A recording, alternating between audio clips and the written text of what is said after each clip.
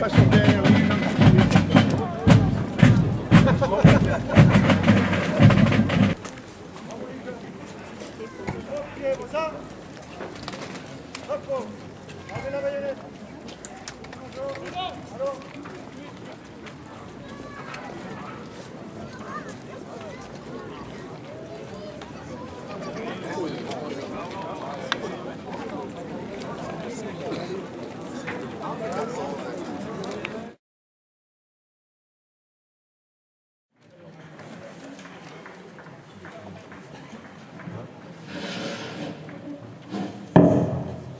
Que j'ai enseigné à l'université, souvent on a les étudiants qui sortent des bêtises, comme on dit. Vous savez, il y a les perles du baccalauréat.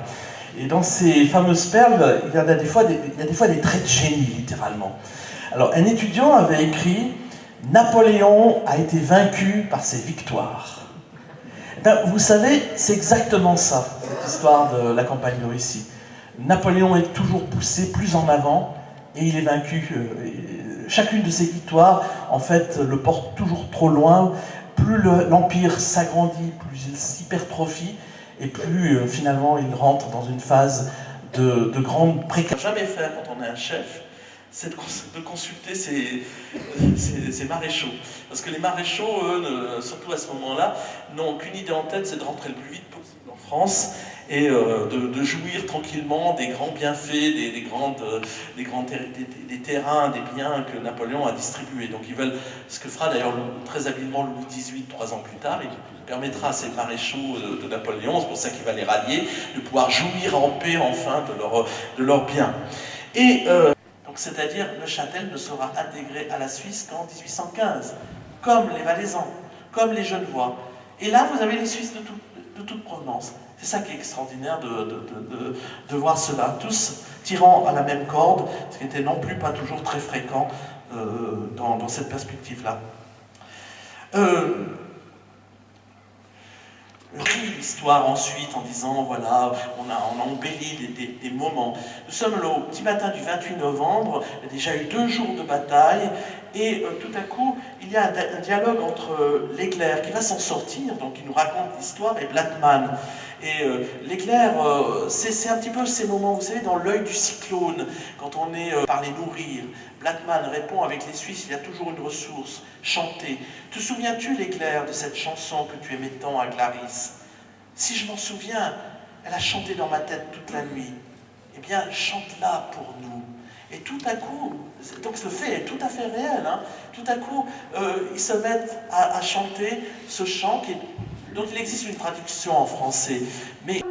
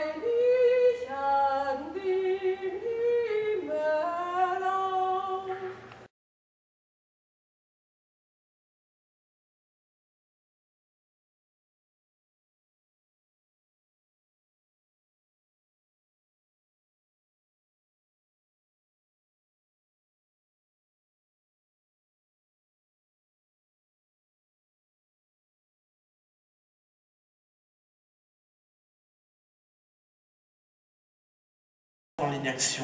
Des nuées de Russes dirigeaient un feu tellement nourri sur notre régiment que nous avions perdu après une heure de combat passablement de terrain. J'étais devenu le bras droit du colonel qui ne pouvait suffire à tout. Aussi, quand je vis que nos régiments cédaient lentement du terrain par la fusillade, je fis ce que j'avais fait à Polotsk, d'après l'ordre qui m'était donné, je fis battre à la charge et attaquer les Russes à la baïonnette. Comme à la Polotsk, Begos doit se livrer à plusieurs charges de ce type, 8 en tout. Il sera blessé, il reviendra vivant. Et c'est alors qu'il entreprend la 8e attaque que Begos est blessé au bras avant de recevoir une seconde balle qui lui brise la jambe au-dessus du genou. Après avoir reçu 3 blessures, il est enfin évacué. Il explique, ce fut le 28 novembre qu'eut lieu la bataille à jamais mémorable de la Bérésina, où l'on s'est battu avec une persévérance extraordinaire.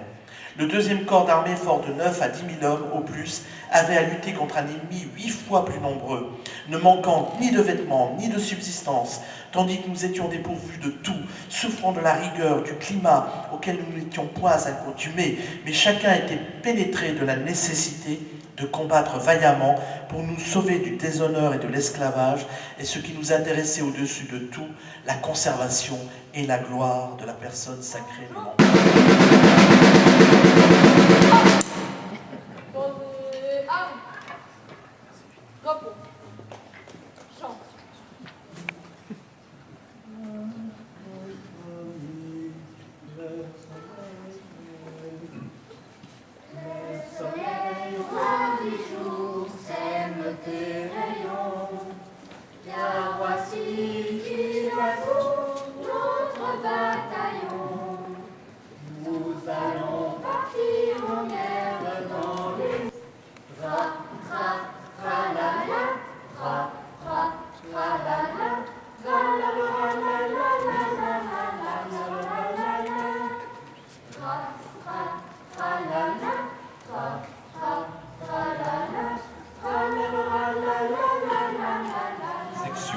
Ce dernier a accepté de référer sur le thème suivant, en 2012, sur quelles frontières commence notre défense. Avant de vous passer la parole, Monsieur le commandant de corps André, permettez-moi de retracer brièvement votre parcours.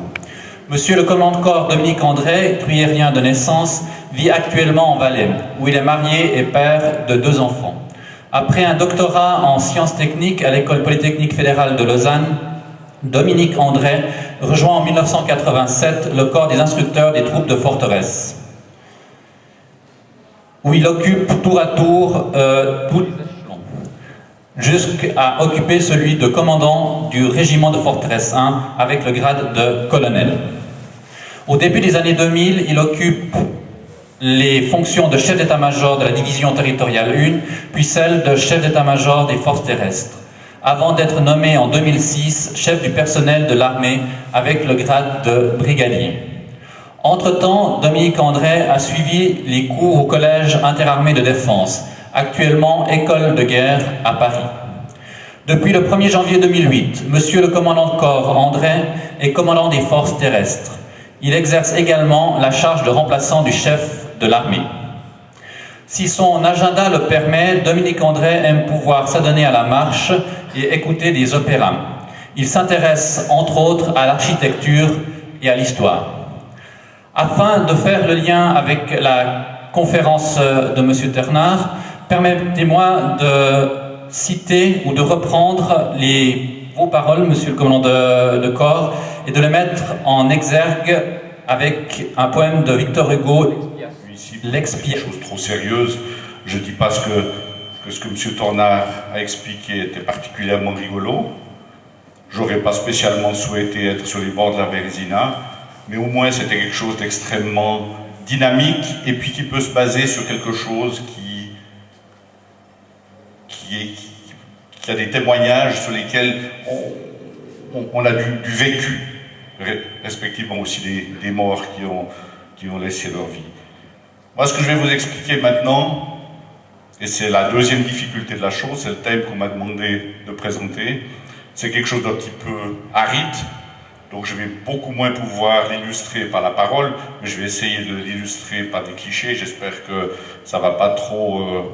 vous arriverez à les lire, dans la mesure où on arrive peut-être à éteindre une des rampes de lumière. Et puis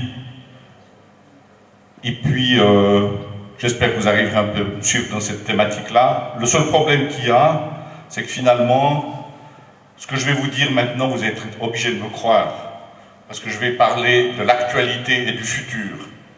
Et je ne suis pas un devin, je ne suis pas Jomini, je ne suis pas le devin de Napoléon. Je vais seulement essayer de vous amener dans une réflexion pour vous rendre attentif à un certain nombre de défis qui nous attendent dans les années à venir. Et je crois qu'il y a suffisamment de pays sur cette planète qui, actuellement, tout simplement par manque de sécurité, la sécurité comme première priorité, tous ces pays-là s'appellent des dictatures.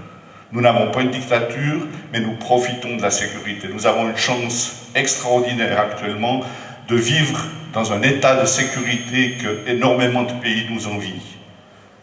Tout va bien, tout va dans le meilleur des mondes possibles pour nous, et nous avons tendance à oublier qu'il faut faire un effort pour cette sécurité.